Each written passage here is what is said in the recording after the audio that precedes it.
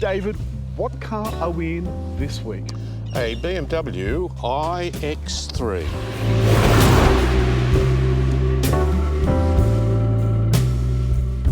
It's rather a striking looking thing, David. Oh, I wouldn't go too far. I don't think No, nor would I. A BMW grille, which I don't think is elegant. I think it stands out a bit. It's got little plastic bits in between the metal bits, which I think look rather odd. But just in case you're in any doubt about these laser lights that we'll be talking about in a minute, look, it's written here in blue. In this kind of black, I think it looks nice, but I always question these dark colours in a bright Australian summer where it's as hot as Hades. A lot of room in the back. I can get in easily. Look at that. This much room for my knees, this much room for my head. You've got a couple of USBs, another zone of climate control, some air ducts, and you've got a little compartment for some cup holders. This is actually really nice. And because it's got M badges on it, it's got some blue stitching in M badge style, and this rather nice kind of metal, and that is cold to touch, this metal trim. This does have foot operated controls, but that's only if the key is in your pocket. So David, you'll have to use the normal button to open the boot with plentiful space. This 510 litres, that's pretty good. And this is the rack I was talking about. 510 litres, and there's a spot for charging cables in the back because there is no frunk in this car. Not having a compartment in the front seems to be, it's not been designed from the ground up for an electric vehicle. Pull the engine cover up, and there's plenty of space under there for certainly a cable storage place, but they've decided not to do it. I quite like it, despite these hugely chunky lights, which they're not sort of smooth and sexy like Audi lights, and they're not slinky like Mercedes lights, they're chunky. It's got kind of like imitation dints, as if they had once exhaust pipes there that they've kind of removed. I'm just going to turn the radio down, David. Did you see what I did there? I'm going to turn the radio up, David. I'm going to turn the radio down, David. Would you like another channel? No. Oh, I'm sorry, I thought you were making a comment. Well, no, I was. The new BMW, well, it's not new, but the current BMW lineup, I think, it's pretty standard. We saw it in the M440i last week, which I thought looked pretty special. Interior. I love the dash. I think the dash is set out well. It's not dominated by the dials. Very much. You see, that was it. That was it. Sorry. What you did just then, that's what I was trying to do. That's the mute. So whatever you did then, anyway, we're trying to work out what all the gestures are. Now, the large dial in front, or the large LCD in front of the driver, is augmented by a quite decent heads-up display. The zones here, this is a large 12.3-inch screen. It is a touch screen, but to be honest with you, I think because it is a little bit far away, I think generally you're better off using the command system down below. Given that I'm right-handed, that means using my left hand. Now, what did you do? Oh, I see. Okay, yep. I like these. I think they're much more controlled than if you're moving and trying to press the right button. It is. This does have wireless Apple CarPlay and Android Auto. So you can do a lot of functions with your phone. There. I told you that's what I was trying to do before. Now, you saw me do that before and it didn't work. Hold on. Because I have my fingers together. Oh. It needed my fingers apart. Somewhere down here is... What happens if you haven't trimmed your nails? So, but down here somewhere is a sensor that's sensing all those, which I think is extraordinary. But getting back to the centre stack, it's laid out exactly the same way as it was in the M440i. A clear zone for communication, a clear zone for climate, and there is a climate menu as well. I think, frankly, I'd turn those gestures off. That's starting to give me the irrits. Down below, BMW's 8.1 touch buttons plus some of the other audio controls, and you can have anything on there you like. That is clever. And navigate to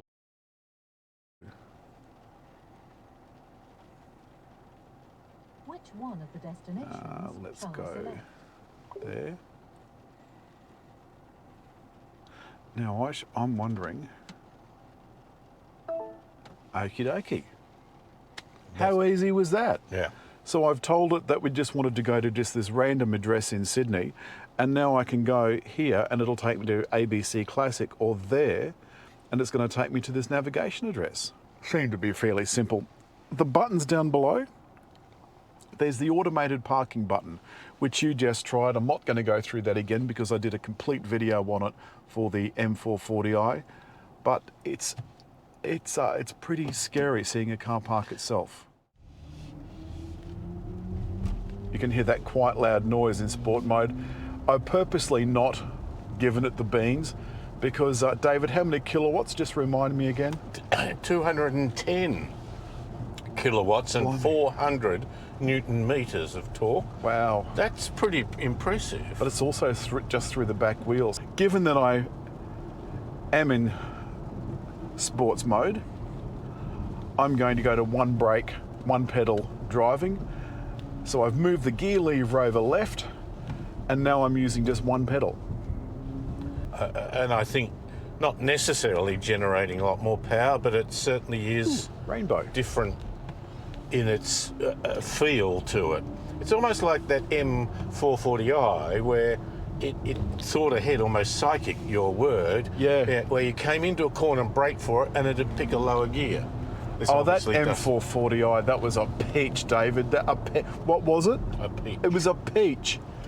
This is still a peach, but what we've got is basically an electric X3. And that does mean, because this is not a specifically electric platform, it means that this platform is compromised, in my view. And it's not specifically set up for an electric powertrain. I'm going to pop this, because this does remember what mode you were in next time you get in the car. So because you'd been driving this on the way up, David, in your usual, shall we say, enthusiastic manner. And I say, it was a good car. It felt solid.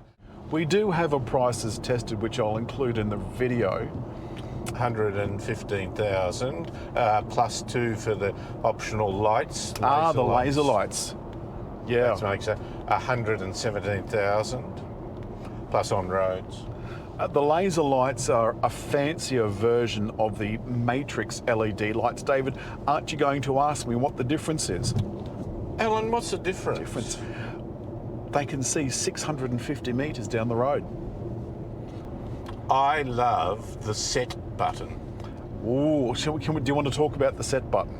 Now, the cruise control in this instance, I've got it set up here in the menu so that the cruise control, the lane control, and all of that sort of stuff comes on when you press the central button here on the steering wheel. Watch, this man's coming over in front of us and the car's seen that and it's going to slow down. Now, you notice on the highway, David, I can hear every word you're saying without you raising your voice. Well, you know how quietly I speak. I have to watch it when I'm editing, so yes, I do. There are no off-road modes because I suppose they figured this isn't going off-road. It's also got an Eco Pro. What's that mean? We have sub-choices. We can pick standard. As you do in the sport mode. Yes. So it's exactly the same. So if you go to configure individual, you can tell it there what you want, what parameters you want it to have. Because did you know that it's more efficient to heat and cool a human with direct contact? Ah, right. So in other words, a heated steering wheel, heated or cooled seats is more efficient than space heating. Yes. One of the other interesting things is at night in this beautiful tunnel, this middle bit here with the fan controls has gone orange, gone BMW orange, whereas outside it's bright white. At least they're all backlit. Everything's backlit, including the buttons up here, except for the tumblers. Okay.